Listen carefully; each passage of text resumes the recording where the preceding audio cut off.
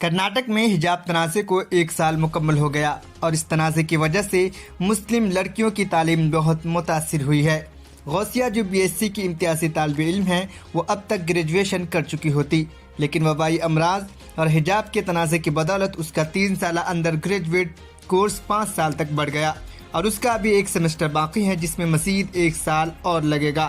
غوثیہ کرناٹک کے کالجوں کی ان بہت سی طالبات میں سے ایک ہیں جو حجاب پہنتی ہے اور انہیں کالج کیمپس کے اندر ریاستی حکومت کے اسکارف پہننے پر پابندی کے حکم کے بعد سرکاری یا امدادی اداروں کو چھوڑ کر اقلیتی کالجوں میں داخلہ لینا پڑا۔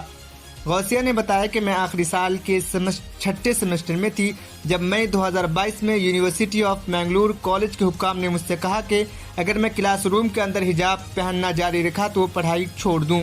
میں مینگلور یونیورسٹی سے منسلک ویزنٹ کالج میں منتقلی کی کوشش کی، لیکن چونکہ یہ کالج کے لیے وہ سال تھا مجھے مارچ 2023 میں آنے کے لیے کہا گیا۔ غوثیہ نے کہا کہ اگر کوئی لڑکی پڑھائی میں 1 سال بھی کھو دیتی ہے تو یہ اس کے لیے بہت مشکل ہوتا ہے۔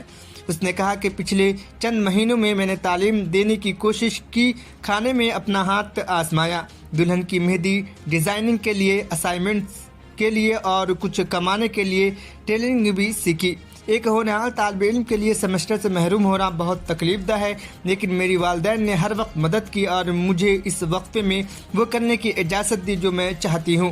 کرناٹک میں حجاب تنازع کے 1 سال کے بعد اس مسئلے کا نتیجہ یہ نکلا کہ حجاب پہننے والی مسلم لڑکیاں یا تو اپنی تعلیم کے حصول کے لیے دوسرے شہروں میں منتقل ہو گئے یا ایسے کالجوں کا رخ کیا جہاں یہ پابندی نہیں تھی۔ ستمبر 2022 میں مقننہ کے اجلاس کے دوران ریاست حکومت کے جواب کا حوالہ دیا اور اس میں کہا گیا تھا کہ کل 1010 حجاب اور دیگر وجوہات کی وجہ سے مسلم طالبات تعلیم سے دور ہو گئی ہیں۔ PUCL کی کرناٹک یونٹ نے 9 جنوری 2023 کو جاری کردہ اپنے سروے رپورٹ جس کا عنوان ہے تعلیم کے دروازے بند کرنا، جس میں انہوں نے حوالہ دیا۔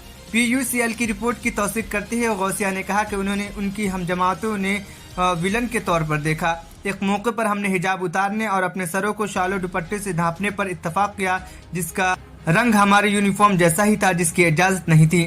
میں اپنے دوستوں کے ساتھ برآمدے میں بیٹھی تھی اور لیکچر سن رہی تھی اور یہاں سے بھی ہمیں چلے جانے کے لیے کہا گیا کیونکہ اس سے دوسرے طلبات کی توجہ ہٹ رہی تھی۔ بعد میں ہم لائبریری میں شفٹ ہوئے اور وہاں سے بھی باہر کر دیا گیا۔